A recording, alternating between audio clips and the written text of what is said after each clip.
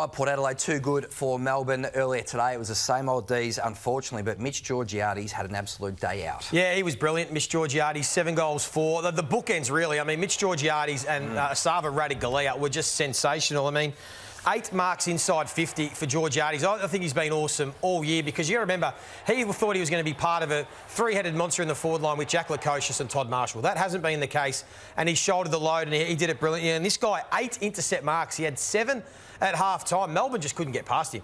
He was brilliant. I mean, you've got to think his last 2 weeks, so he had 8 intercept marks today. He had 6 last week. He's taken 14 intercept marks in his 2 games. He's on fire. He's been playing some really good footy. Deserves a shout-out because he is maligned at times.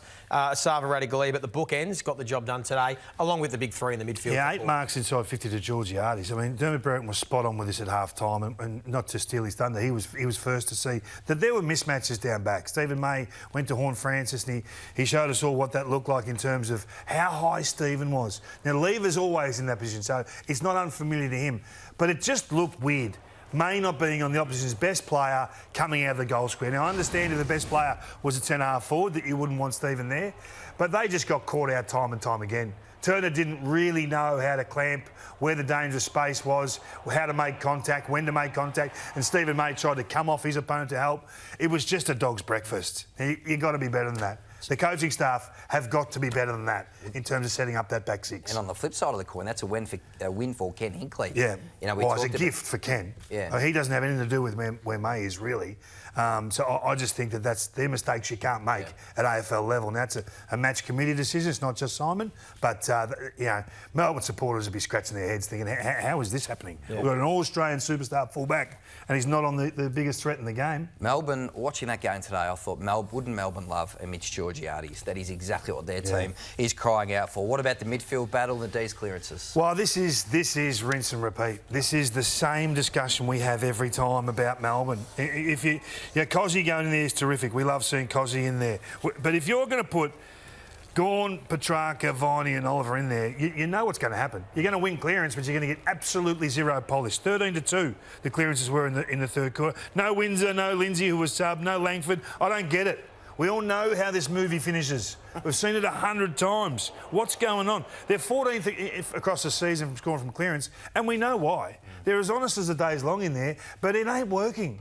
So I think the Melbourne fans are entitled to get frustrated with getting beaten the same way every week, and that is on Simon Goodwin. Yeah, and what we didn't see at the end of those clips, they were getting great looks coming out of clearance and just slaughtering it going inside 50. Same thing we've seen for years. Yeah, between Gawn, Petrarca, Oliver, Fritsch, Langdon and Chandler, who are their core leaders, 14 kicks on inside 50 for 0 marks. So if your stars can't get it done, you've got to move the magnets. I don't understand what's going on. As you said, Joe, that's not a this week problem. No. This month, this year, this has been for 4 years. My first crack is we go back to Thursday night, and that was the performance of St Kilda, which was really poor in that effort against the Western Bulldogs. And really, we all know the club is in a rebuild. So we know 2022, they're the 5th oldest list. They had a Surrey cap that was full. They're now the 14th oldest in the competition. And we know their strategy. They are trying to be competitive at the same time as rebuilding. But if you're going to play like they did on Thursday night and not be competitive at all and have the 5th oldest list for the round or the 5th oldest team for the round and be the only team this round to have 10 players that were 29 years of age or older. So that's more than Geelong had, more than the Brisbane Lions. They had 10 players, and there are the names that played on Thursday night. And besides the 2 bona fides, the untouchables, Sinclair and Wilkie, I think the club have got to consider now for the rest of the season with 10 games to go, now that finals are out the question, they need to continue to blood more youth, like they did early in the season, because on Thursday they only had 4 players play in their first to third year. That was it. Early in the season when they beat Geelong and they beat Fremantle, they had up to 7 and 8 of the youngsters in their team. I think they need to get back to that. I know they want to be more competitive, but this season's now done in regards to finals. They need to be looking to the future. Who's vulnerable then? Well, some of the guys that just aren't getting the job done. I mean, Butler got subbed out. Zach Jones, I don't think is up to it. I think there'll be other players that we'd want to see play. Brad Hill, Jimmy Webster, I love. Absolute been a ripper for the footy club. But there are some guys there that we need to start looking at the future. And even at the end of the season, I think the club need to make some decisions about some of these guys and how they can continue to improve their draft hand, but also to find more new talent. And if you, not just me, but we take a listen to what Ross Lyon had to say about where he thinks the rebuild is at. There's no magic bullet in the AFL. You've got to do the work, do the time, and you've just got to keep adding talent. There's clubs out there that have been rebuilding 6 or 9 years and they're starting to get traction now. We don't want it to take that long. But at the minute, that's where we're at. So you can still be competitive with kids in the team, but the reality is now they've lost 7 of their last 9 games. They're 17th for average losing margin, not 42 points. So they're not competitive with the senior players in the team anyway. And these are just some of the kids that played in the VFL on the weekend that are highly talented, that need to get more opportunity at the back end of the season. So Darcy Wilson went back, has played 1 VFL game. He was dominant. Boxall and Garcia have been excellent while they've played VFL. The exciting one is Alex Taru, the top 10 draft pick that everyone's been waiting for. I've got no doubt he'll play next week after having 8 intercept marks. From his 16 disposals, that's what he has. And there's other players. I mean, O'Connell and Sean Maker. There's a whole bunch of them in the VFL. I think now for the rest of the season, if St Kilda want the fans to go and watch their team play, because there's a bit of talk about the crowd, they want to go and watch some hope and watch glimpses of the future. They want to see Kingy Isaac Keeler's first quarter against Melbourne last week. They want to see Travalia take run and bounces down the wing and kick goals. That's what Saints fans want to see from now on. They don't necessarily want to see competitive, honourable losses with senior players that have been there for a long time, that haven't really been able to get the club to where they want to. So now blood some kids, get them in, and that'll get Saints fans excited for the last 10 weeks of a year where, again, nothing really is going to come of it from a finals perspective. Does Ross, I mean this in the nicest way, does Ross have this in him? I think he does. There's been a lot of conversation about his lack of trust with the youngsters. As I said, early in the year when they beat Geelong, they had 7 first to third years in the team. When they beat Fremantle and Port early in the year, they had 8. So they've done it. They've played the youngsters. For whatever reason, they've steered away from it the last couple of weeks and gone back to some of their senior players. It hasn't worked. They weren't competitive anyway. And you've seen what Essendon can do with young teams. You can still be very competitive. I know they were poor against Geelong, and that's going to happen.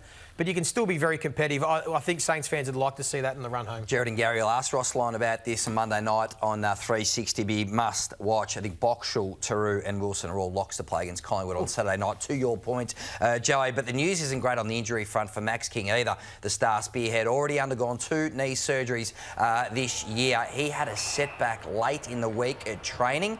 Hopefully it is not too serious, but anything regarding this man's troublesome right knee is a concern. And he'll have more specialists and scans early in this week to find out what is causing some sort of irritation. It's been a problem that's confounded the medicos, it's confused them a little bit. It's been difficult to sort of assess. And now on a straight line run at Moorabbin, he's had a bit of a clunk or a grab again in that right knee. So it's a really tough time for Max King. And we're thinking of him like Oscar Allen, but it's difficult. I mean, they've signed this guy for 8 years. He's desperate to get out in the paddock. He's going to play no part in this year. He needs to get fit for next year. Now, Charlie Curnow wiped out 2 years and come back.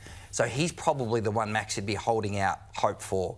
Because from an aerial battle, he is really important. You look at there, the contested mark battles in 2025 for the Saints, they've lost the aerial battle 9 times out of 13, so they need him. And then people say, why are they going for Tom DeConing $1.7 million a year? Because they get hammered in the air. And then they can potentially trade Rowan Marshall to get a pick back. So there'll be big money for Tom DeConing to try and sturdy up that aerial battle. And Max King, hopefully, is not too serious. Again, we'll find out more on 360 from the senior coach, Ross Lyon. Kingy, time for your first crack. Well, Brisbane lost a premiership piece, didn't they, on the weekend? And we're talking now in the back half of the year, one that's not coming back. And Jack Payne's been so good for that football club over the last 18 months. He's a significant out. And this is a club that's been really healthy the last couple of years. And I know there's been some players miss with knee injuries, but when you have a look at their run, they've had 9 players play all games. They've had, back in 2023, 11 and 15. They're big numbers. AFL 1 this year for playing all games. AFL 1 last year for playing all games. And AFL top 4 the year before that. So they've had consistency. This is an awkward piece to navigate when you lose someone like Jack. And I just want to go through his numbers just to highlight how important he is, not just to Harris Andrews, to let him be that intercept marker that's clearly the best in the competition, but what the opponents that he plays on and his ability to lock them away. So these are magnets that the coach really hasn't had to worry about. He's been outstanding. So he's kept those guys to minimal influence. They're the guys that really are in the top 8 or 9 teams that you have to worry about. All Australian mix. Yeah, well, absolutely he would be. I mean, his intercept mark number alone. So the next graphic will show you that he's top 3 in the competition for intercept marks, but he's contested intercept marks. So to me, that's a real indicator of positioning, know-how, understanding of when to go, when to hold. So that's a big one for me. And he just doesn't lose contests. He's lost 3 in 39 one-on-ones in the defensive sense. So I'll look at Chris Fagan and I think, OK, what can Chris do Is it just plug Darcy Gardner in there and say, mate, you go for it, a like-for-like player, and see whether we can just cope? Because I don't know if that's going to work, because it's been a couple of years since we've seen Darcy down there. He did a great job on Charlie Curnow in the prelim and was very good on my check in a losing grand final.